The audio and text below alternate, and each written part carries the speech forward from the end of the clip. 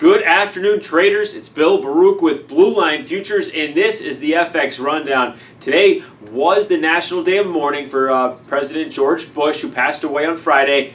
But the currencies were open. The S&P interest rate futures, those were all closed. The dollar index had somewhat of a quiet session. The euro was somewhat quiet as well. But the Aussie and the Canadian, we saw tremendous volatility there, as well as the yen. First, we'll start off with that euro.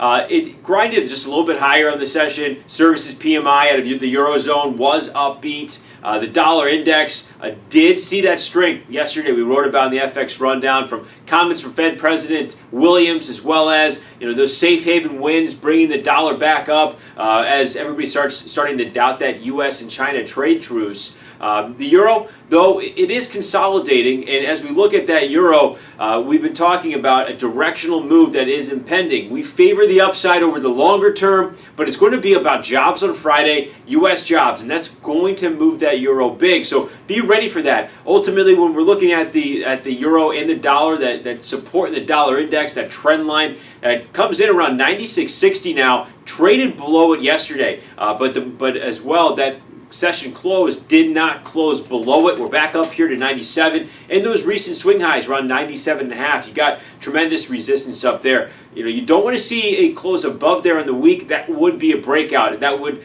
be on the heels of a solid jobs report. Wage growth, of course, is going to be the big one there. And then on the euro side of it, you have resistance right around 114. It stuck its nose up there yesterday. Couldn't really hold that.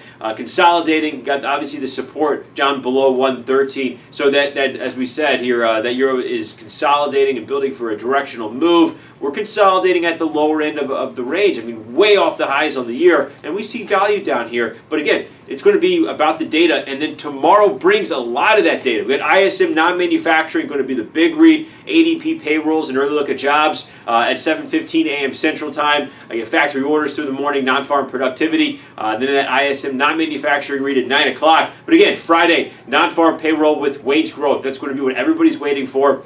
So keep your eyes peeled for that. The yen, moving on, it did give back some of yesterday's gains. A safe haven start part of the market. You saw a little bit of that get sucked out. Treasuries ripped higher. The stock market was falling apart. That Nikkei was down 1,000 points yesterday. But the yen lost ground. A little bit less worries here, it seems, today.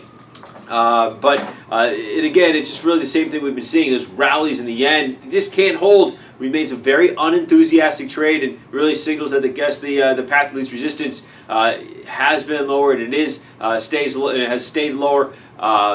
If you're looking to the upside, I mean, any move towards that 90 level, that's going to be a really big benchmark. It's about a penny and a half or a point and a half away now, but that's going to be the big level to watch on the yen. It needs to get out above 90. That could really start to bring some enthusiasm back to the market. But to the downside, we have major three-star support. Remember, we were bearish or slightly bearish on the yen, and we neutralized that off that three-star support number on Monday.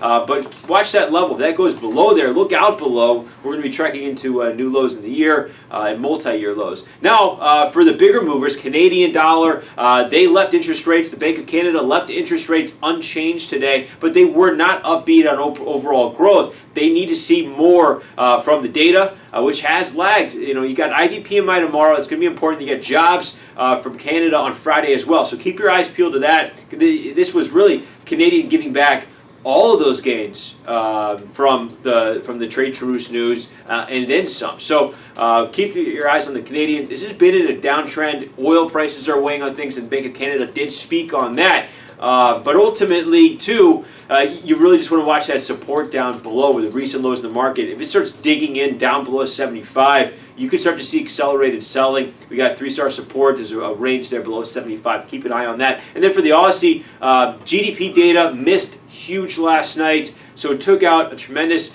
bit of win from those sales that we've seen. Obviously, the stock market finished very poorly yesterday with the doubt around that U.S. and China trade truce. Australia, China is Australia's #1 trade partner, so that's taking it on the chin right now. And then you got the miss on GDP. The data overall around the world has not been enthusiastic. It's been unflattering, I guess you could say. That's weighing on the Aussie as well. The copper commodity prices finished lower. Metals overall got hit overnight too, before stabilizing just a little bit. But overall, it's all weighing the Aussie dollar. We did neutralize. Now remember, we were bullish for the last couple of weeks in the Aussie. The double top we talked about last night, double top for Monday and Tuesday. After that pullback, it went back up there, tested it. Could not get out above it. That was enough for us to neutralize, hit the sidelines after being bullish again for about 2 weeks. Give us a call. We're here to talk about anything on the board. 312-278-0500. You can email us info@bluelinefutures.com. You can check our website for updates, and you can sign up for a free trial of our research there. But remember, futures trading involves substantial risk of loss and is not suitable for all investors. Thank you.